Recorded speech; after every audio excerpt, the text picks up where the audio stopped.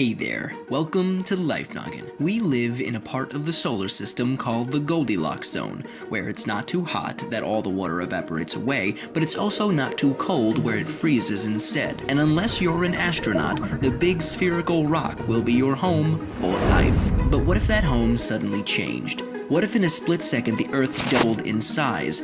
Let's assume that the density remains constant, so the mass of the Earth increased as well. How would that change things? Well, first off, gravity would be very different. The Earth would have 8 times as much mass, and gravity would be twice as strong. So if you stepped on a scale, you'd suddenly weigh twice as much as before. It would be much harder for you to walk, and you'd get tired much more easily. After all, you'd feel like you were giving another version of yourself a piggyback ride, all day, every day, which would look very funny. Over the years, human bones, especially in the legs, would have to become stronger to support this increased weight. Meanwhile, trees would start to collapse, and any new trees that grow in their place might not grow as tall. See, there's a limit for how tall a tree can grow, usually around 400 feet or so. This limit is determined by gravity. Since the taller the tree is, the more energy is required to transport water from the roots to the top. If the amount of energy the tree gains from photosynthesis is more than the energy it takes to transport the water, it'll keep growing. Otherwise, it'll stop.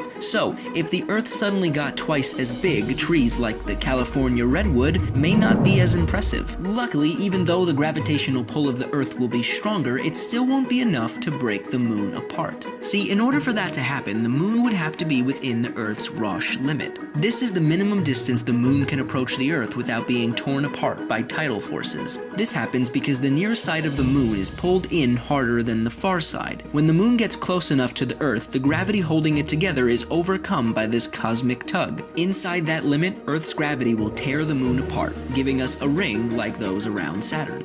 Oh, and the more Earth there is, the more it will heat up. See, if there are more unstable elements in the crust and interior, more heat will reach the surface and there may be much more volcanic activity. And I don't know about you, but I'd rather not live in a world where there's a constant threat of an exploding volcano. Oh wait, are we already living in that? I'm looking at you, Yellowstone. Anyway, if you could live anywhere in the universe, no limitations, where would it be and why? If I could, I'd totally live in Jupiter's Great Red Spot. It'd be pretty dangerous, but I'm an animation.